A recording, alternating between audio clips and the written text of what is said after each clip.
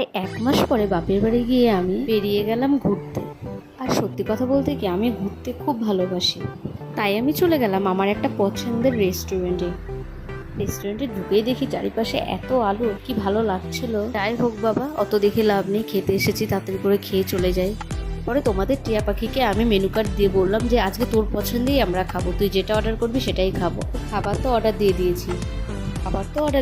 আর এখানে যে এত পরিমাণে হাসছিলাম, কিসের জন্য হাসছিলাম সেটাই জানি না। যে আশেপাশে যারা ছিল তারা হয়তো ভাবছিল যে এরা কখন যাবে এখান থেকে। আস্তে আস্তে এত ক্লান্ত হয়ে গেছে যে আমি বলেছি তোদের দিকে আর তাকাবো না। খাবার আসতে আমি সবাইকে প্লেটে দিয়ে দিচ্ছিলাম। আর তোমরা তো জানো যে আমরা হাসি ঠাট্টা করতে কত ভালোবাসি, আর যখন সবাই একসাথে। আর সত্যি কথা বলতে কি, এখানকার খাবারগুলো সত্যি অসাধারণ ছিল। খাওয়া শেষ করেই তোমাদের টিয়া পাখির ভাব দেখো, যেখানে কি করছিল ওই জানে।